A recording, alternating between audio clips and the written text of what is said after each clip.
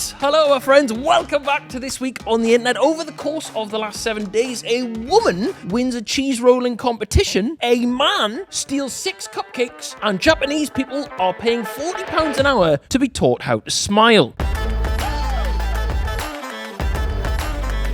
Alright, starting off this week, Apple announced the Apple Vision Pro, an augmented reality headset marking its biggest hardware release in nearly a decade. The headset seamlessly blends the real and virtual worlds. Is this a fucking ad? Who wrote the script? I mean, I wrote the script for this, and lets you use apps, watch movies, and write documents in a I definitely wrote this, in a virtual environment. It's gonna cost $3,499. Jesus Christ. And is set to be released early next year. Now, that is spenny, but if you ask me, that has some real porn potential. I can't imagine the pop-ups on that. They match some of the announcement video, like shot for shot, with Ready Player One, a movie about the same kind of thing, which I thought was pretty cool, but maybe not the best messaging. Doesn't that film end with them, like, forcing everyone to take off the headsets for 2 days a week and go and touch grass? Since your eyes see the world with incredible resolution, we built a micro OLED display system. That's more than a 4K TV for each eye. I've got to say, I think the real winners here are opticians. They are going to be caking it in the future. Class idea though, now you can go through everyday life with Subway Surfers gameplay to keep you engaged all the time. Mark Zuckerberg came out and responded to it because his company Meta, that used to be Facebook, have spent nearly $100 billion on like the metaverse and AR and VR and whatever. So he must have been pretty angsty this week. Well, he was actually. He slagged it off. He basically knocked it for needing a wire and being really expensive. And then he said, "We innovate to make sure our products are as accessible and affordable to everyone as possible. And that is a core part of what we do. We have sold tens of millions of Quests." That's their headset. Which you think, yeah, you know, good for you. But when you look at the difference in the two products there, I think it shows. Moving on, Taylor Swift fans have taken to TikTok to share the extreme measures they've gone to make sure they don't miss any part of her concert. The amount of stress and time it took me to get Taylor Swift tickets, I will be getting an adult diaper because I'm not missing a minute of it. Sounds like the songs from Taylor's new album are not the only fresh release you'll find at the gigs. Or I guess worse. I heard Taylor's fans lose their shit when she comes on stage, but I didn't think it was that bad. Let's all spare a thought for the bloke who clears the bins out after the gig.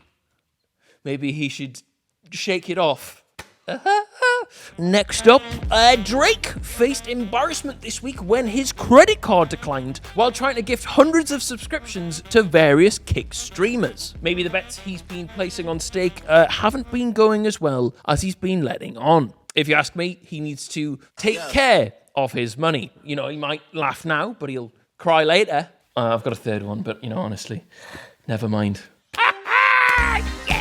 Next up, what we got? Also this week, Air New Zealand is conducting a survey and they are weighing their passengers before they board international flights. The purpose of the survey is apparently to improve fuel efficiency in the future. It says here that the airline emphasizes that the weighing process will be discreet and passengers' weights will contribute to flying safely and efficiently. Apparently, any passengers weighing over 20 stone will be sent straight into training camp with the All Blacks rugby team or stowed in the hold. Apparently, though, it's not like a long-term measure. They're just kind of trialing out now.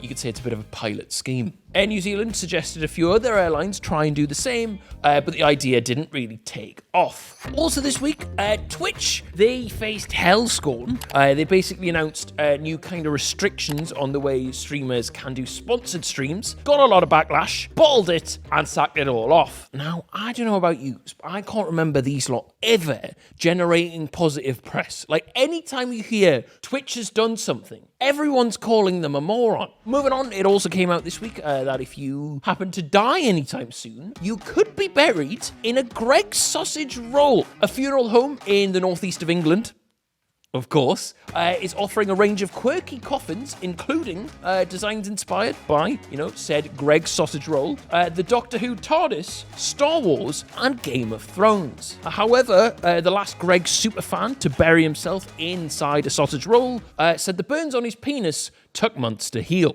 Always fresh, yeah? We'll see about that when we dig Grandad up in 6 months, won't we? To be fair, probably better quality meat in there than in the real thing. No ideas are off limits to help make a difficult day a little lighter, said the funeral home. The company, anyway, have also rolled out a Dyson-themed coffin, and since then, they've been cleaning up. Moving on, Israel Adesanya and Alex Volkanovski have been announced as the first ever Prime-sponsored athletes. As part of the deal, KSI will be giving them an elbowing masterclass to help them in the octagon. Also this week, could MrBeast be leaving YouTube for TV? In a shock move, my friends, he's going to be replacing Philip Schofield as Holly's co-host on This Morning. No, he's not. But what he has been doing is kind of flirting with a bunch of like big streaming platforms and whatever, with a proposal to create the largest prize ever in the history of TV. Presumably, he's just going to get like a bunch of like 1,000 deaf people and 1,000 blind people and face them off,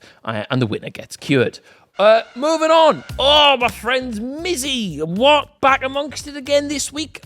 He's finally gone off the rails and is facing 3 new charges after a viral video surfaced of him bursting into the cab of a train and tampering with its controls, sparking outrage. To be fair though, given the fact that it's a train in the UK, that's probably the first time anyone's tried to operate it since last Thursday. The train and him do have one thing in common though. They're both going nowhere. Seriously though, like after the few weeks he's had, like, I don't get where he goes from this. Like, he's giving it the big, I'm going to be the voice of the youth or whatever, but, I don't think he'll ever get back on track.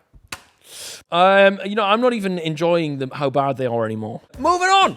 This week, Delaney Irving here, a 19-year-old Canadian, won the Gloucester cheese rolling competition. If you're not familiar, that is where like dozens of people every year run down a 200-yard steep hill after a rolling wheel of cheese, and the first person to cross the finish line keeps the cheese. Not very mature, if you ask me. Anyway, this year, this Canadian lass won it, despite being knocked unconscious just before she crossed the finish line. I started running and I just remember hitting my head, and now I have the cheese. So I kind of blacked out for most of it. Hang on, I thought it was a one-off annual race. Didn't realize it was a knockout competition. Terrible! Oh, it's not even terrible it's not even good terrible. She said apparently she stumbled and hit her head, and it was all downhill from there. It says here, she went backpacking in the UK with a friend, initially planned to be a spectator, but at the last minute decided to participate. Delaney flew out of the blocks, then went to sleep at the end of the race. A bit like Arsenal in the Premier League. Delaney, from all of us at Twatty, get fatter soon. Also this week, the graduating class of St Andrew's School in Delaware went viral after pulling off a senior prank by sneaking into their teacher's home and spending the night. What if she'd come down with no kicks on? Some viewers found the prank wholesome, and others were saying, it could be dangerous, which I think is slightly over the top, like on the scale of dangerous things that happen in American high schools, this barely even registers. After seeing this video, Philip Schofield is apparently considering going into teaching. Now his TV career is over. Moving on, a bakery in Canada experienced a peculiar burglary this week, where a thief took 15 minutes to use the bakery's facilities, sat down for a while, stole 6 cupcakes, and then cleaned up the mess he made. The owner of the bakery said it turned this not-so-great experience to some of the best laughs I've ever had. The Vancouver Police Department are now investigating the incident and looking to bring the perpetrator into custody. Is that even bakery? Also, this week, people in Japan who got used to wearing face masks during the COVID pandemic are now seeking lessons to relearn how to smile. With the government lifting its recommendation to wear masks in March, people are realizing they've forgotten how to express emotions with their face. Hey, Ian, how do you get a Japanese person to smile? You tell them a joke, yo. Apparently, Yoshida and her classmates are receiving lessons from a smile instructor, including exercises that involve stretching the sides of their mouths with their fingers. The lessons are apparently popular among young people with the aim of improving facial muscle usage and preparing for the job market. It's a bit dystopian, isn't it? Apparently, they're charging £40 an hour just to get their facial muscles moving. The cheek of it. Honestly, though, charging people for smiling lessons.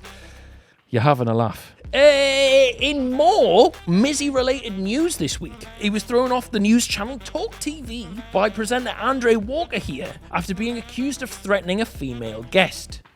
Why is he dressed like Count Dracula? To be fair, right, like with Piers Morgan and now whoever this fella is, he's rattling all the right people. Like, he's upset more middle-aged men this week than erectile dysfunction. I'm not taking the mick. You glared at her in a threatening fashion. You do that, I'll drag you out by the hair and you can be as hard as you pretend you are. The fact that I attempted to have a sensible interview with an idiot like that is absolutely disgusting. Get him out of here. Security, get the security from downstairs and get rid of him. Oh yeah, I'll drag you out of here by the hair. And 20 seconds later, oh, security, please get him.